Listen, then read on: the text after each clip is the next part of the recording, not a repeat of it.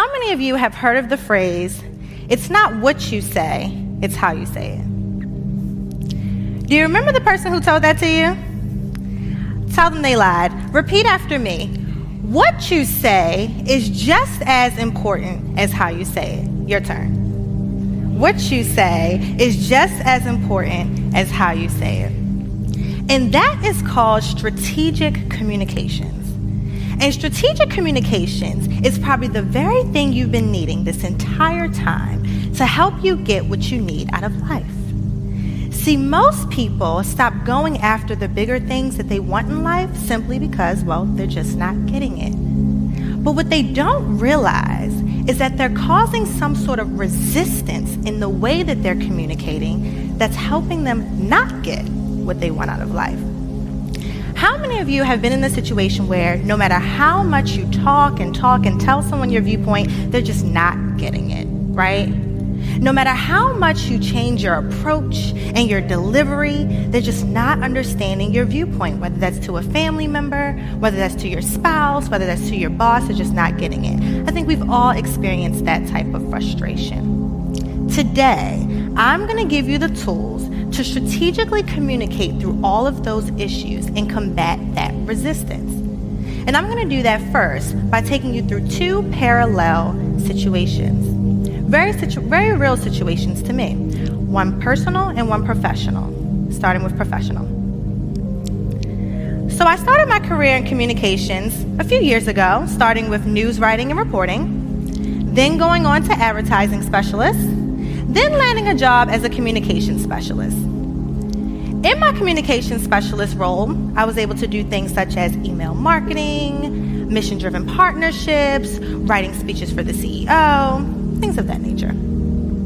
On the first day of my communications specialist role, my boss said, I know this is a lot, it's your first day, you're supposed to be doing paperwork, things of that nature, but do you mind if you reach out to Google and see if they can land a partnership with our next event next month? And I'm like, you're right. That's a very big ask for the first day. I am supposed to be doing paperwork. Where's HR? So, either way, it's my job, right? It's the first day. You want to make a big impression. I shoot my shot. That's millennial talk for just get it done. And so, I look up Google's mission.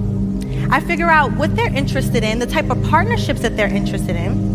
Then I think about my company's mission. What type of partnerships are we interested in? What is our mission? What are we trying to convey? I wrap that up into an email. I send it to their communications department. I express the need, send it on its way. Transition into my personal life. I get home and I'm scrolling on Instagram like us millennials do, and I get a DM from my friend Jessica. And she's like, oh my gosh, Keisha, the guy I like just DM'd me. I'm like, okay. She's like, and he liked my picture on Instagram. Okay, so what do you want to do now? She's like, well, you're a communication specialist now. Teach me how to communicate with him. As if that's what we did, right? So I'm like, okay, well, I'll go with it. What's the goal? What do you want him to do? What do you want to get out of the conversation? She says, well, I want him to be my boyfriend. Again, it was a like on Instagram, right? How far are we going to take this? But I let her keep going. And I'm like, okay, so what do you know about this man? She's like, well, I know that our values, they pretty much go together because on his Instagram, I see that he posts music and I like music, and he likes food and I like food, and he likes his mom, I like my mom. And I'm like, okay, sure, fine, okay. And I'm like, out of all the people on Instagram that he's engaging with, why you? And she goes on to tell me about how she thinks their missions of being successful in the entertainment industry will align. All right, so here's what I tell her to do. Slide into his DM, that's millennial talk for send him a private message, and just organically have a conversation like you normally would. Allow him to organically express his values, allow him to organically express his interests, and then you express yours and see how they mutually align. At the end of it, see if you guys can go out, hang out, grab a drink or something. Cool. Long story short, 6 months later, here they are. I played matchmaker. Kudos to me. moving on into my professional life, I go back to work the next day, and my boss is like, Keisha, remember how I told you to email Google about that partnership? Yeah, less than 12 hours ago. She's like, well, they emailed us this morning, and they said they actually want to partner on the event.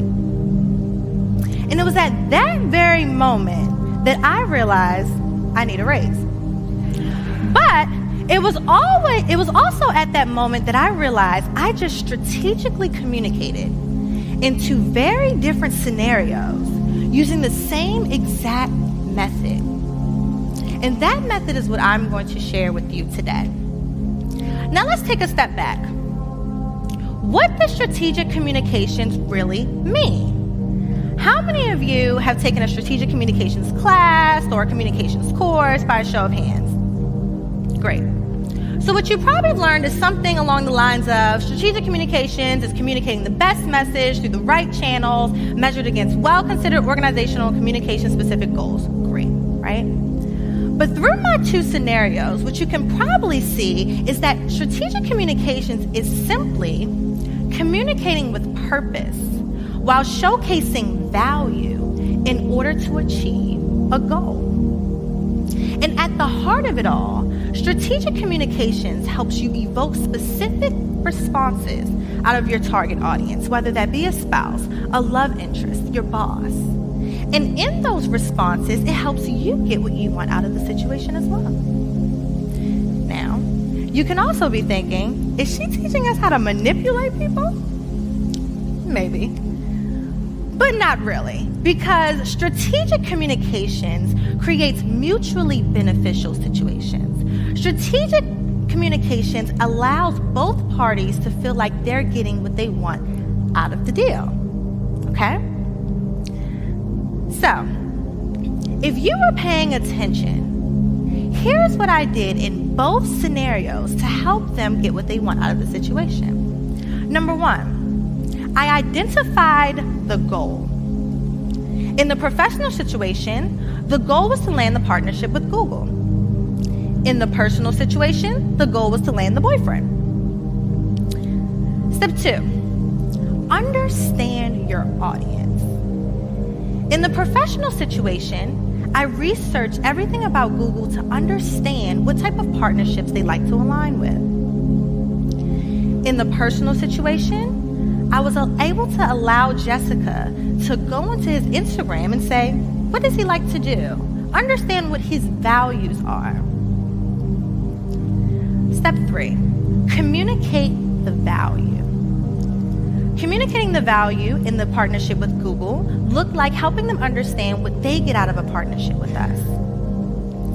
In the personal situation, she communicated what value their interests would have with one another.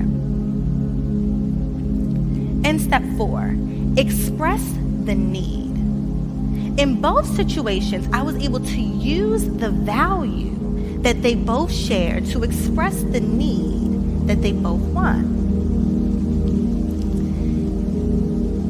And so by doing this and using this method, I'm able to combat the resistance commonly felt when people are communicating through challenges. Even like today, I was able to use strategic communication standing right here on this stage.